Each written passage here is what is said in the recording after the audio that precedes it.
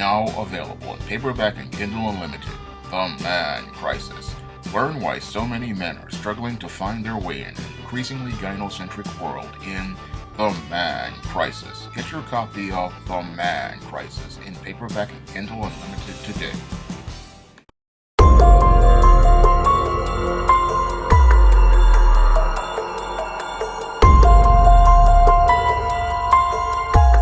There was a shooting that took place at Joel Osteen's Lakewood Church in Houston.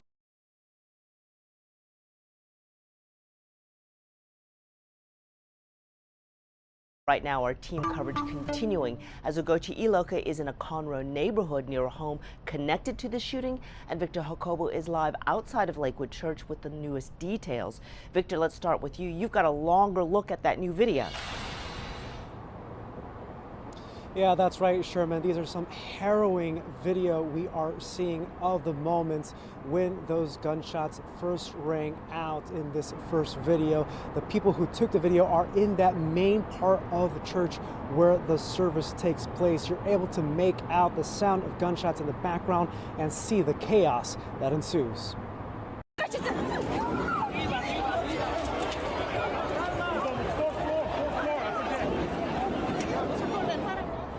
The shots rang out just minutes before the Spanish language service was set to begin at Lakewood. You could hear people in the video saying, calm down, in an effort to avoid further chaos as people run for cover. We also got another video that shows people running out of the service and police officers running towards the direction of gunfire. Here is that moment.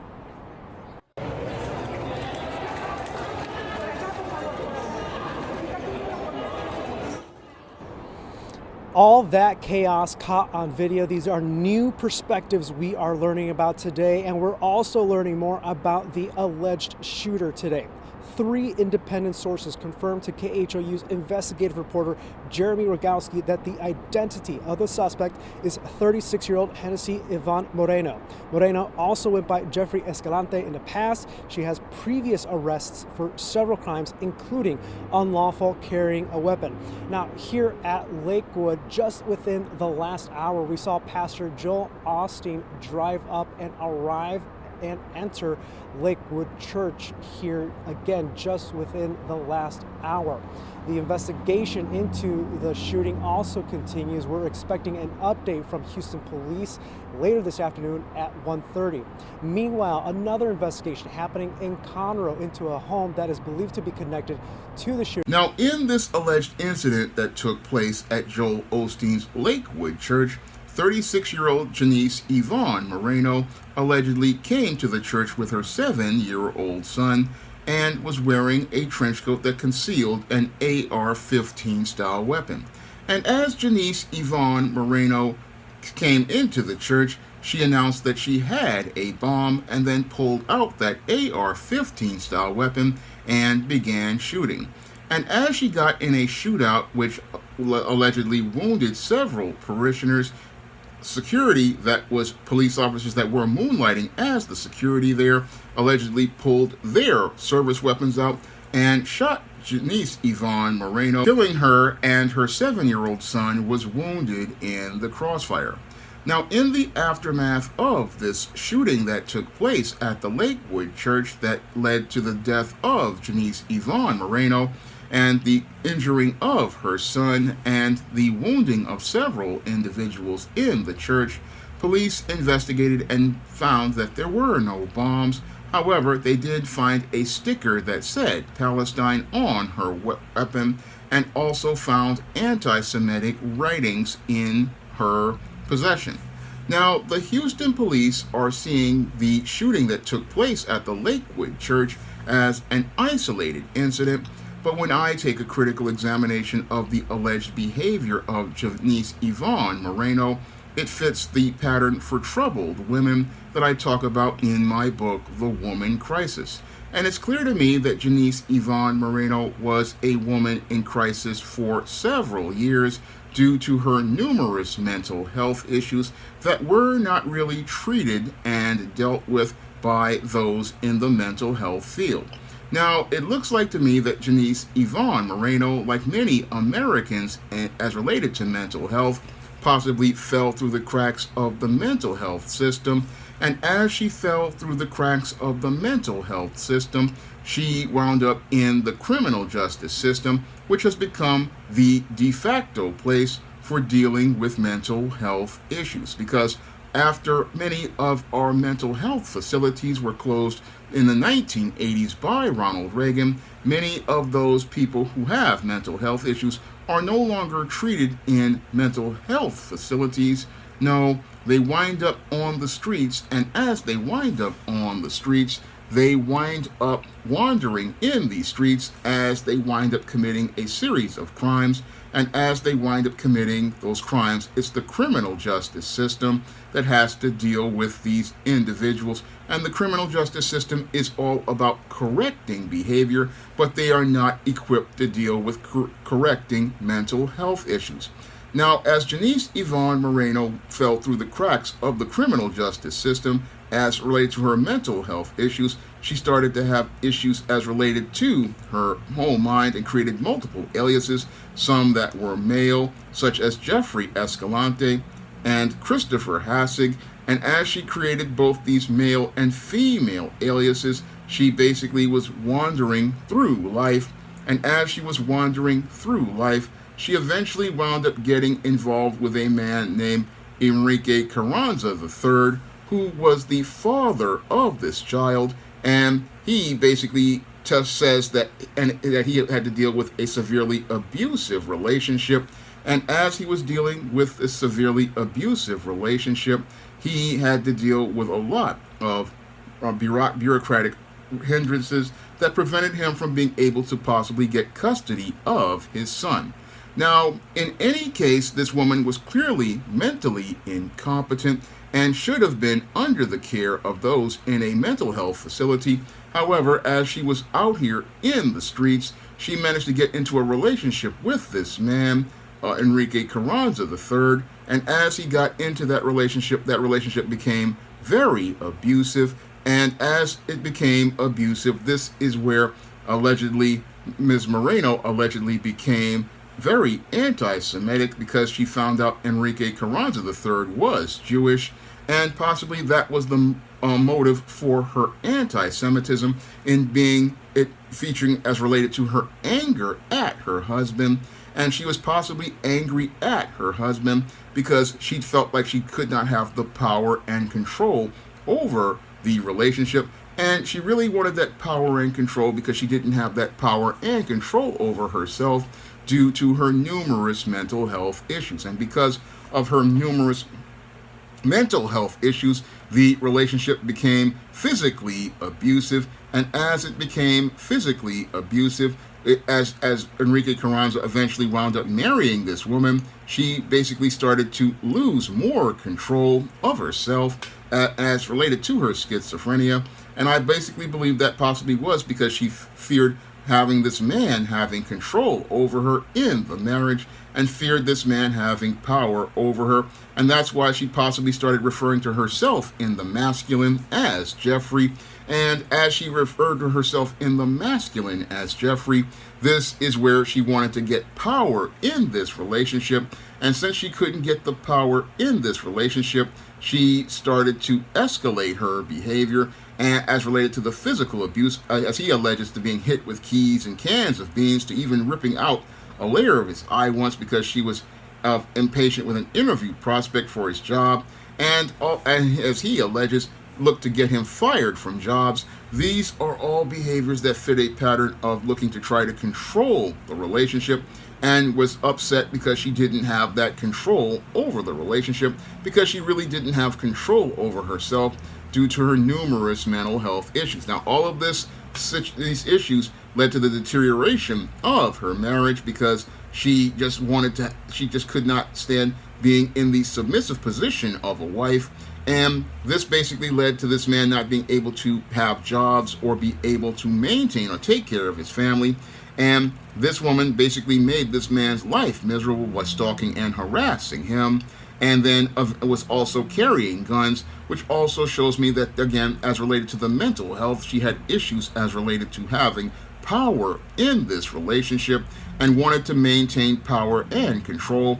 either through physical violence and as related to the masculine personalities such as Jeffrey, and even escalated this to even having and possessing guns. Now, as her husband says, she carried guns all the time, and that really again shows me that she had a real issue with power. And this issue with power and this issue with not being able to discern between fiction and reality made this woman a clear and present danger.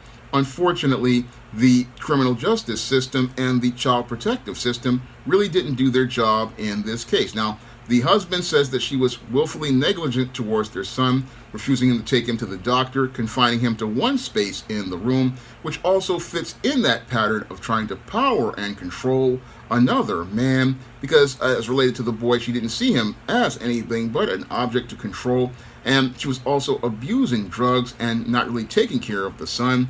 And that's where I have to say that Child Protective Services failed here, because they put this boy in the line of crossfire instead of giving him to the father. And that's all part of our gynocentric family protective system, which sides with the mother, instead of clearly seeing that this woman was not fit to be a mother. She just was not there as related to being a parent, because she was just not there, because her whole perception of reality wasn't there, because if she wasn't on her meds, she wasn't going to be in the right place. So custody should have been given to the father, and the father should have been given custody to have his son and protect his son. Unfortunately, that was done, sadly, and this boy, 7 years old, was put in peril, and put in peril by his mother, who had put guns in a diaper bag one of the times that the son found.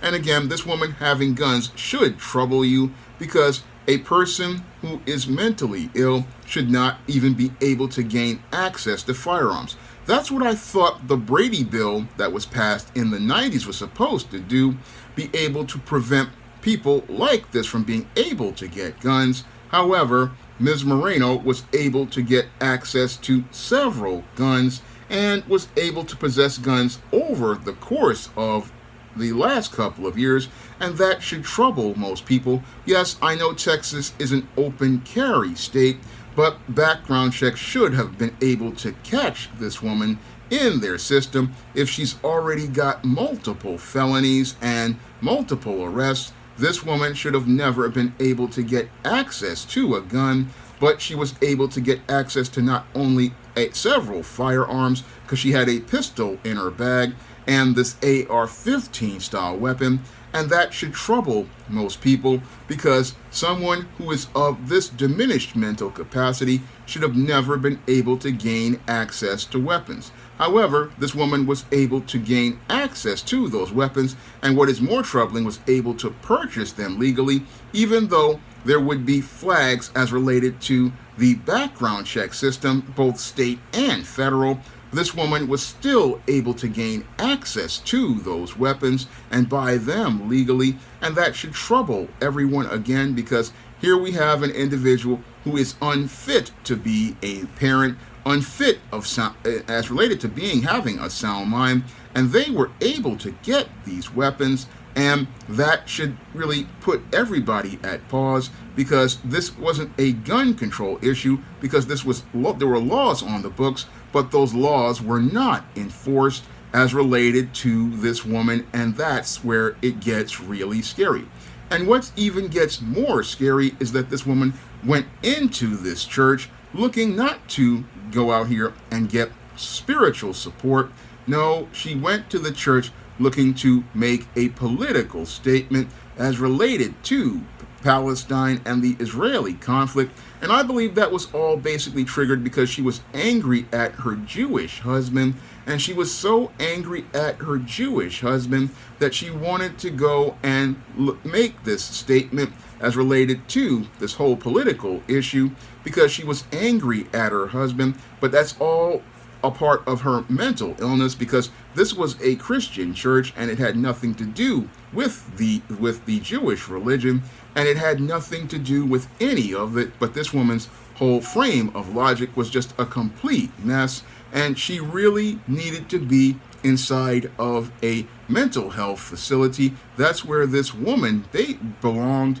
Unfortunately, she wasn't there, because our whole mental health system in America is just a complete mess. And our mental health system in America is a complete mess because America, really, it just goes from one extreme to the other. In the early days of mental health, it went to such an extreme that anybody could be locked up for lunacy.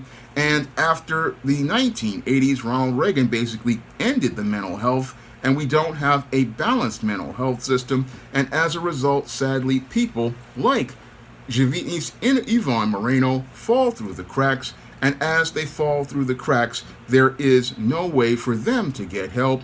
And as these people are both men and women who are in crisis, are falling through the cracks, sadly, these people become ticking time bombs. And it's just a matter of them doing something, because it's not a matter of if they're going to do something, it's just a matter of when. And the sad part is that she went to this church and wound up looking to try to participate in this mass shooting as related to this whole interpretation of politics as related to her twisted reality. And as she was looking to participate in this mass shooting and as a twisted reality, thank God there were security there to prevent her from hurting more people. But sadly, a 7-year-old boy wound up in a place where he was shot in the head in critical condition. And that is all, I believe, at fault of the Texas mental health system and the national mental health system, and the Child Protective Services and the family courts, because had the family courts, I believe, done their job, this boy would be in the custody of his father, and his father would have protected him from this woman's whole mentally unstable place. That the family, the father would have been able to protect them, but because of our gynocentric family courts, the 7-year-old boy got caught in the crossfire and is now fighting for his life. But this whole situation is another textbook example of a woman in crisis, and a woman in crisis who definitely needed help, but sadly wasn't able to get help because America's mental health system is a complete mess. And because our mental health system is a complete mess, sadly, we had a person who went to a church and did not get any sort of help as related to them spiritually, and did not get any help because this woman's whole mind was a complete mess. But the sad whole situation with Janice Yvonne Moreno shows what happens when you have a whole system that's just a complete mess. You get people who fall through the cracks, and sadly, what happens is a child winds up with their life on the line as the result of them being parented by a woman in crisis. Now, if you want to learn more about what leads to women winding up in a tragic situation like this and what led to the whole paradigm that sent them on this direction, you can pick up my book, The Woman Crisis, on Amazon.com in paperback and Kindle format. You can also find The Woman Crisis at other online booksellers like Smashwords, the iBookstore, Google Play, and Barnes & Noble. And if you'd like to see me make more videos about The Woman Crisis, you can send me a donation through Patreon, PayPal, or Cash App by clicking the links in the description box. That's all I have to say for this video. You can comment, rate, and subscribe. Now available in paperback. From the author of the critically acclaimed book, The Man Crisis, comes The Woman Crisis. Learn why so many women have become lost in their quest to have it all in The Woman Crisis. Get your copy of The Woman Crisis in paperback at Amazon.com and online booksellers today. Support Black-owned and Black-operated digital broadcast media. www.niceradionetwork.com. Nice Radio Network, broadcasting 24 hours a day, 7 days a week.